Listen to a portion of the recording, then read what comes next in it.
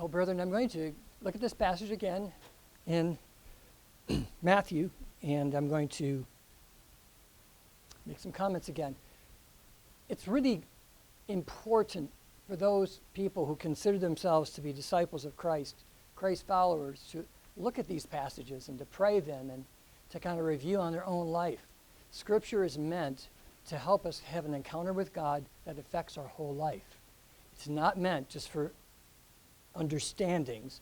It's meant to help increase the intimacy and the union that the Lord has achieved through his death, resurrection, ascension, and through the giving of the Spirit.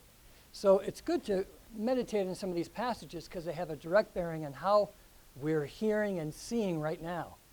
Because the call of the church clearly is to reflect our Master. I like this, just the beginning of this reading today. It says, Jesus is saying, a pupil is not above his teacher, but everyone, after he has been fully trained, will be like his teacher. That's to be us. So the Lord is in the process of training us what it means to be like the teacher.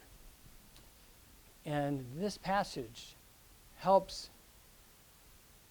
clear our minds and set our hearts in the right place so that we can actually be in a place where we can be taught. In our culture, many times people just don't want to be taught.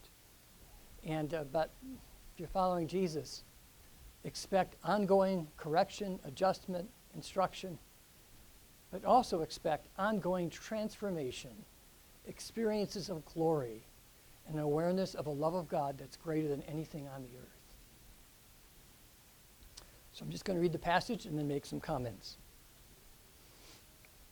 Now, when Jesus came to the district of Caesarea Philippi, he was asking his disciples, "Who do people say that the Son of Man is?"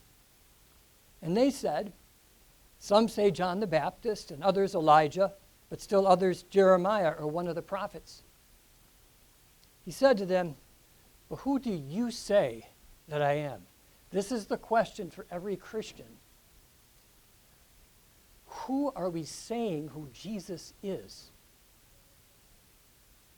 Really?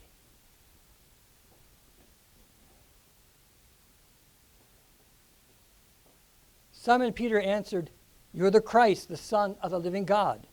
And Jesus said to him, "Blessed are you, Simon Bar-Jonah, because flesh and blood did not reveal this to you, but my Father who is in heaven. I also say to you that you are Peter, and upon this rock I will build my church, and the gates of Hades will not overpower it." And I'm jumping down to verse 21 in chapter 16. From that time, Jesus began to show his disciples that he must go to Jerusalem and suffer many things from the elders and chief priests and scribes, and be killed and raised on the third day. Peter took him aside and began to rebuke him, saying, "God forbid it, Lord. This shall never happen to you." But Jesus turned and said to Peter, "Get behind me, Satan. You are a stumbling block to me, for you are not setting your mind on the things of God." Things is the more accurate translation. The thoughts that you have, the ideas that you have, they're not God's, but they're man's. Then Jesus said to his disciples, "If anyone wishes to come after me," those who confess that I am the Christ, the Son of the living God, those kinds of people. If you're confessing that and you want to come after me, you have to thoroughly, completely, absolutely be done with your life. It's all gone. It's all over. Who you thought you were, who your parents might have told you who you were, what your employers say you are, that may not fit in at all, because this is an entirely angelic and spiritual life rooted in the heavens. You yourself have been born from above. That's the birth that counts more than the birth on the earth. That's my extended translation of that passage. that part of the passage, must deny himself, take up his cross, and follow me. For whoever wishes to save his life will lose it. But whoever loses his life for my sake will find it. So it's going back here. But he said to them, who do you say that I am? And it's important. I mean, it's not what other people say. And we see in this account, even having the right answer isn't the point. It's, who do you say that I am, and how are you filling out that? What exact meaning are you carrying with what it means to be the Christ, the Son of the living, which was an expression for the living God. I mean, the God of life. There is no other life outside of this God. So to say the Son of the living is clearly saying there's life only in God. He's the author of life. Everyone can say that. And he's the meaning of life. Not everyone says that. And he's also the extension of life that never ends. Only one God is like that. His life is not like any other life on the earth, focused on the things of the earth. This life is an entirely different life. The life of squid and the life of a human person, they're both alive, but they're entirely different in so many ways. Listen, the life of a normal human being and the life of a Christ follower who understands this confession and has embraced it with their heart, that life is entirely different than just a life that has a lot of religion in it, a lot of prayers in it, a lot of Bible, a lot of doing good things in it. It's just a completely different thing. Completely different. Jesus is saying, so when you say that I'm the Son of God, when you say I'm the Savior of the world, when I'm saying that I'm the one that comes to set you free, God is my Father, what are you saying about you? Where is your connect with the definition? So it's like Jesus is saying in the parable we just read, he said, every pupil who is being taught by his teacher, discipled by his teacher, is training them. And you'll know because they look just like their teacher.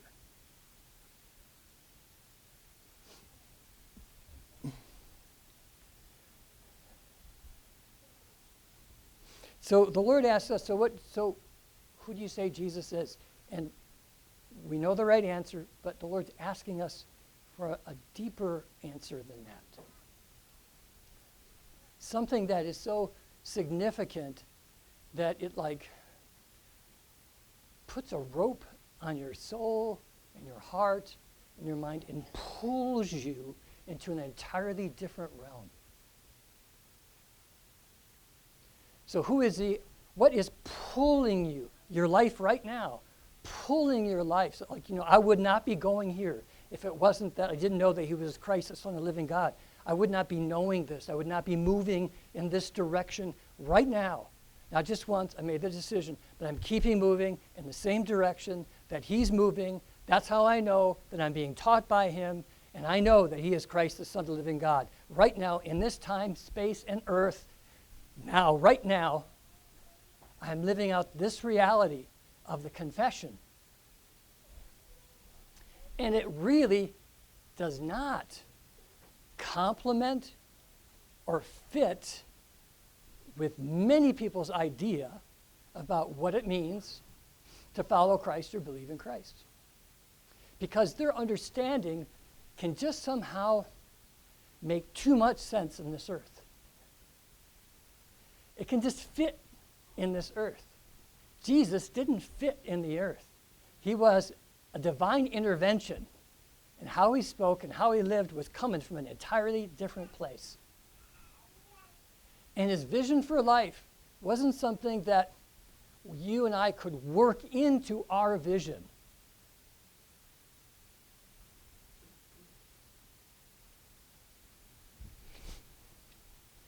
So Peter gives the right answer. So he gets A on the theology test.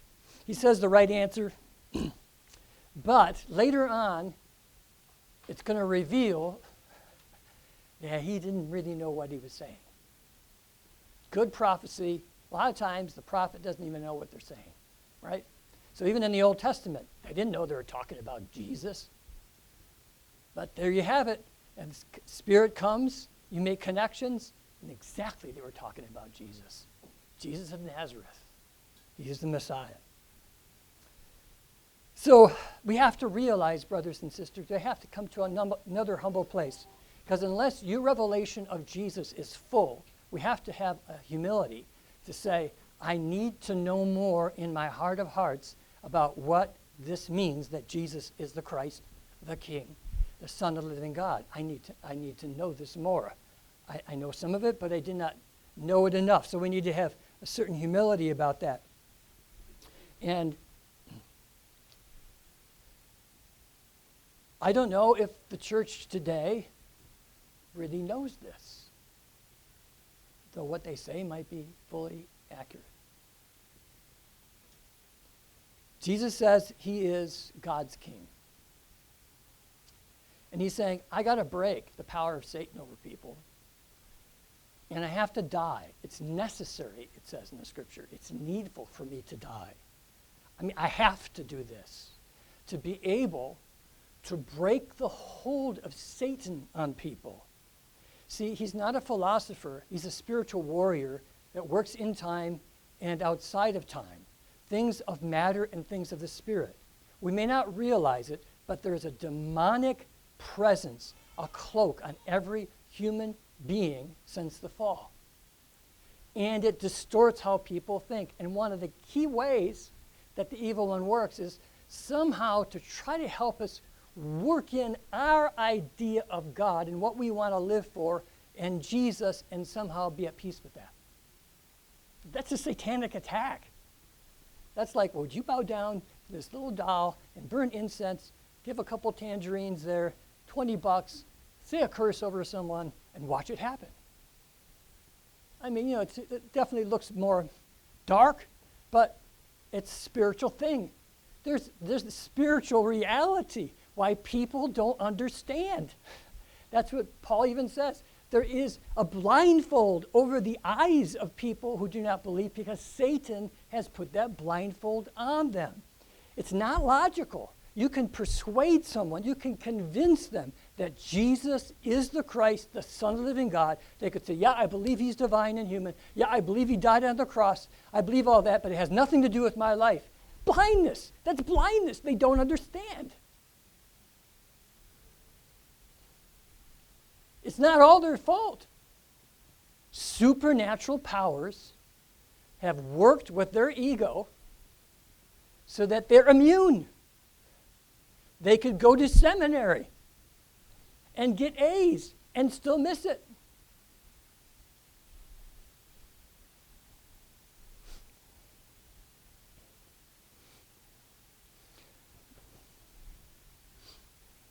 So today, a lot of times people look at Jesus and they say, well, I believe in him, and therefore I'm going to heaven when I die. Kind of like I took the pill, I prayed the prayer, or I'm going to church here and there, trying to be a good person. Done. Heaven's taken care of. Now I live my life. I'll talk to him about it once in a while, but in general, the image of Jesus being there and me following him is not in my mindset. I got the message. You get the message, but you don't get the point of the message, which is you just don't have a life anymore like you used to have. You're making a connection between the revelation and your life. Peter didn't do that.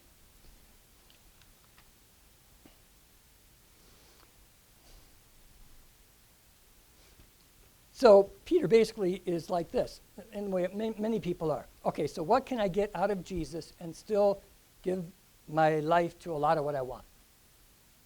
How do I do that? Jesus says you don't do that. But I see a lot of people doing that. What did Jesus say? Can't do that.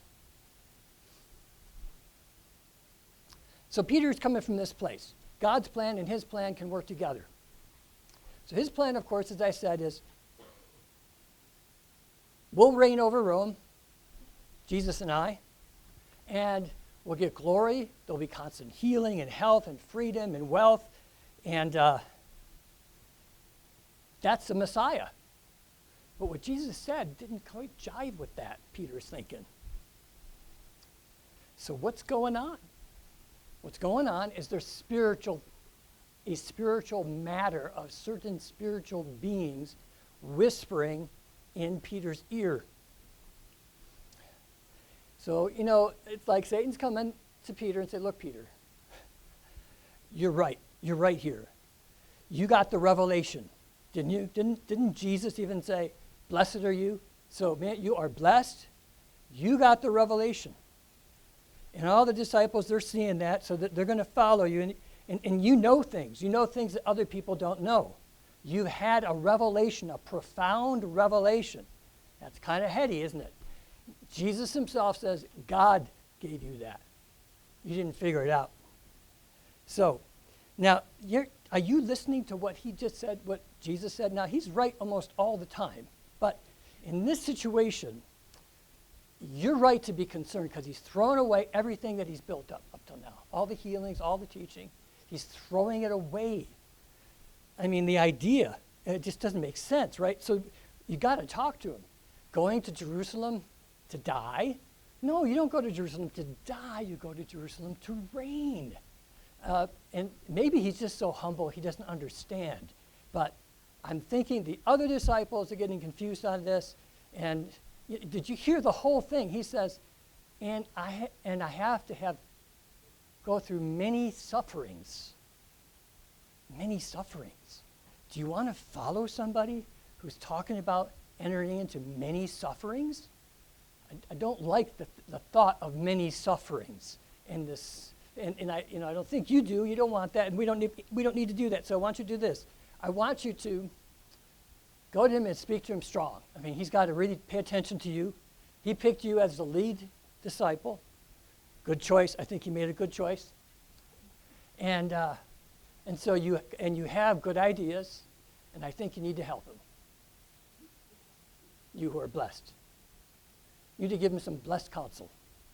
And you need to tell him just straight up, this is wrong. So you go to him, and that's what he does. He goes to Jesus, and he said, Jesus. Well, here's the whole text is like this. Peter, they are walking together. They just had a time of prayer, and now they're walking. And as disciples are apt to do, actually, it's not just kind of like a gaggle or a group of people. Usually there's a line. You literally are following someone, and this line, you go to the head of the line, and you know who you're following. So when it says that you're following Christ, there's some physical manifestation of it. And so they're in line walking, Jesus and Peter. Peter's right there, and he says, Jesus, Master. And he motions to him, like, come over here, come over here. He says, draws himself to him, takes him to his side. Jesus stops, and he turns. And so Peter is talking to Jesus and saying, you can't do this. God doesn't want this to happen. In fact, I'm saying no. And that's the sense in the Greek. It's a stern no. It's like almost an angry no. No, he's saying to Jesus. That's why it's cast as a rebuke. He says, let me tell you, and then Jesus doesn't let him finish. We would say today, in today's discourse, that's pretty rude. Let him finish talking. Don't interrupt him. In fact, it'd be best if you said, even though you know he's wrong, Jesus, it'd be best if you just said, so tell me what you're thinking, and I'll help point out where you're wrong. That's not what he did. He said, no. Because he recognized that this isn't normal conversation. This is spiritual warfare. And Peter has given Satan an opening in his pride, because he doesn't like many sufferings either. And he doesn't like the idea of a king that you're going to follow is going to die. That means you could be next. Hey, make the connection here. And so he doesn't like that. And Satan is aware of that fear and aware of that desire for something less than sufferings and death. And Peter is trying to explain it to him, but it says as he continues to speak, Jesus just stops him. Cold. And he says, "Get behind me, Satan." Or some translations say, "Go." In essence, it's the same thing that he told Satan in the temptation. When Satan tempted Jesus to say, "Look, tell you what, if you bow down and worship me, I'll give you all the kingdoms." And some translators say a promise even for people's salvation without the cross. And of course, that's absolutely insane. But Satan isn't like a strategist, has thought all these things out, and he's full of cunning, like the cartoons or movies. He's just a dolt. He denied the great glory that he could have had at the right hand of God just because he wanted it. And he's cursed forever. You're not going to get good counsel from him. So he says no to Satan, and he's aware of where it's all going. You know, Satan can't save anybody. Satan has nothing to do with this. And Jesus said, it says in the translation that Peter has set a stumbling block. Peter and Satan together. You set a stumbling block for me. The word really is a trap in the Greek. And you get this idea of a stick with a little wire there, or a string. And all you have to do is just touch it and it springs. Jesus is wise. No discourse with the evil one. He's not even going to entertain it a little. So the answer and the right rejoinder to Peter is not discussion, but no. Get behind me.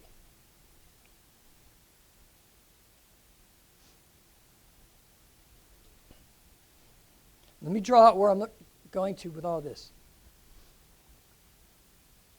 Peter, like many Christians. Now, by the way, Peter is just an awesome man. This is Peter as he's learning what it means that Jesus is the Messiah. Peter is a godly man, and he learned through all these things. Scriptures are here for us to learn.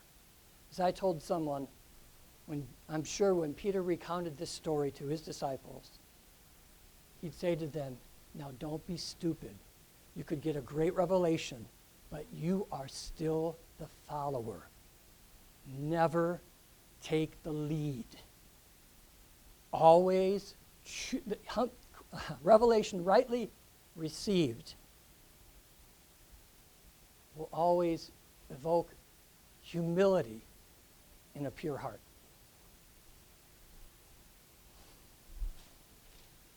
So,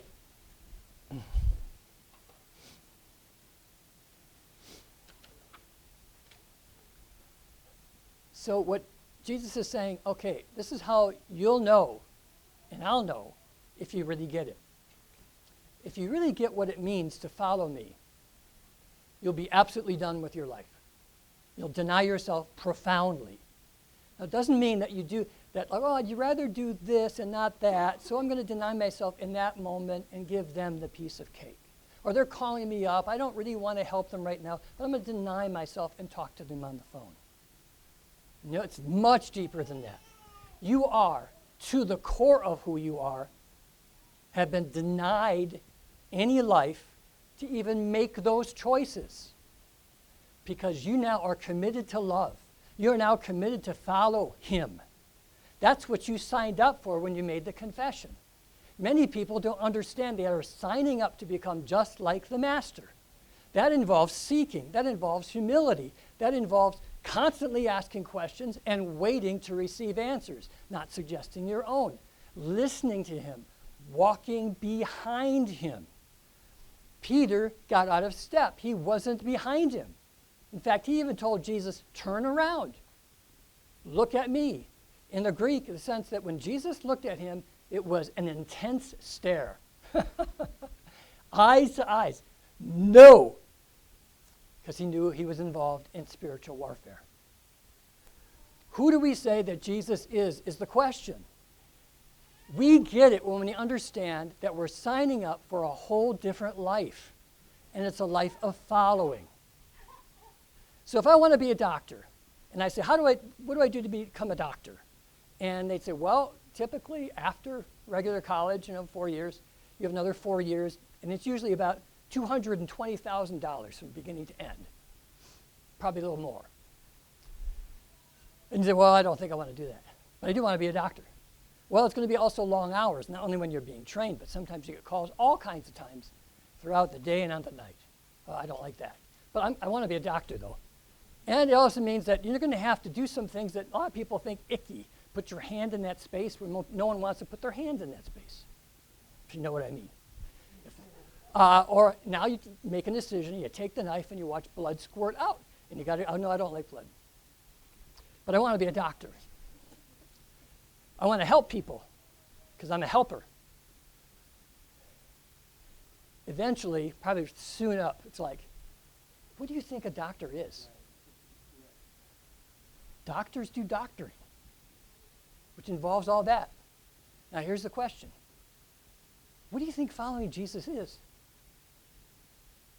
Do you realize it's absolute denial of anything that you could be just on this earth?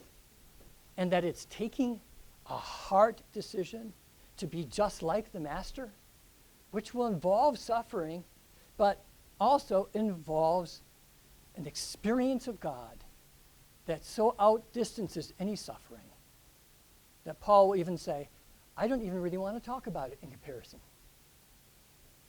But we do have to be clear. We're to become just like the teacher. When we say that Jesus is the Christ, the Son of the living God, the way that we really know it is, we say, whatever it takes, wherever he goes, I go. That is, and he will be leading. And we'll also say, you look at my life, and it looks like I'm following him. In fact, you can't explain my life unless you know that there really is a movement. And the movement I'm making is because I know him, and I want to reflect who he is the way he reflected the Father. And whatever he has involved, whatever is necessary for that, since I'm his now, and from him, he's the only source of life, I say, let's go. Let's let it be done. Yes, Christ is the Son of the living God and the Son of the living. There is life nowhere else.